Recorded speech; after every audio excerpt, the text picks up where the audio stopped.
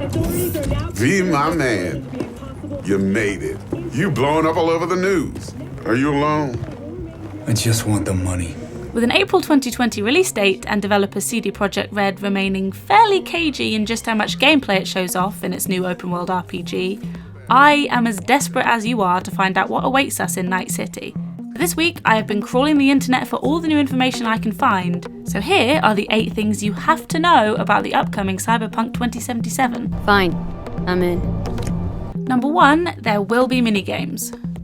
In a recent Q&A on Tumblr, which is still a thing, who knew, 2 CD Projekt Red employees answered audience questions, and senior level designer Miles Tost revealed that hacking will be amongst a selection of minigames in Cyberpunk 2077. The developers seem to be pulling no punches as they also revealed boxing, racing, and a target range to be part of the world.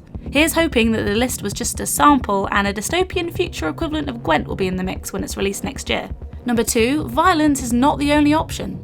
In an interesting twist, we were informed during E3 that Cyberpunk 2077 can be completed without leaving a scratch on anyone. This might have been lost in the haze of Keanu Reeves doing this.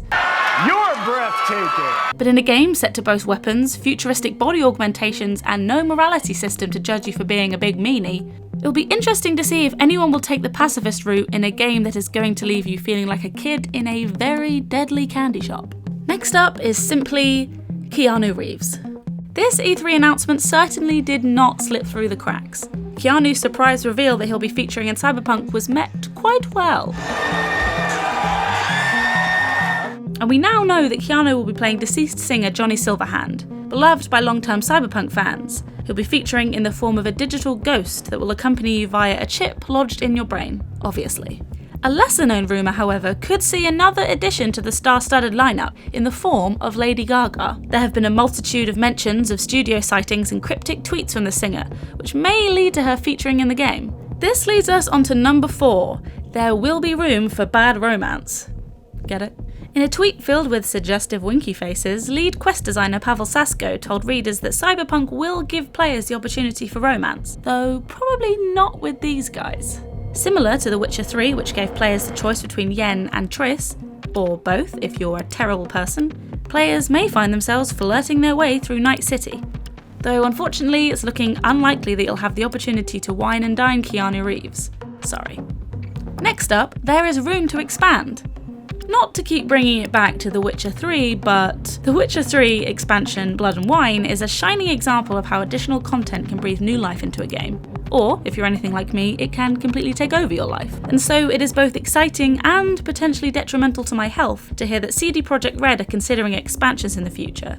And, for those of you who have decided that the sun is completely overrated, there are also whispers of a new Game Plus option. We know it's greedy to be demanding more before the game is even released, but it's good to know that there is potential to spend even more time amongst the neon lights and mohawks.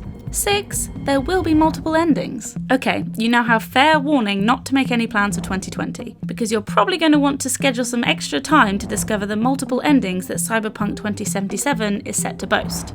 Given the option of a no-kill playthrough, we imagine these types of decisions might affect the storyline. It has also been revealed that you can finish the game without using any additional cybernetic augmentations if you want to remain relatively human. But that begs the question, why would you want to? Number 7, there will also be multiple beginnings. If the idea of multiple endings wasn't exciting and mildly stressful enough, Cyberpunk will also feature multiple life paths. These appear to be different origin stories that will determine the starting location of your character. You'll be given the opportunity to choose between Nomad, Corpo, or Street Kid. Or do what I will most likely do and play through the game 3 times, because decision making is hard. Number 8, and finally we can reveal it's going to be massive. Rumoured expansions and replayability aside, it is looking like Cyberpunk 2077 will be demanding a whole lot of space.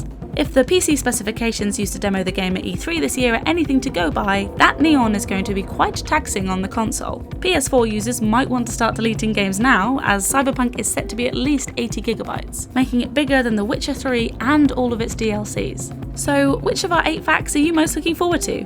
Do you think you can wait until the 2020 release date? Do you also have dreams of Keanu Reeves calling you breathtaking? Let us know in the comments, and thanks for watching.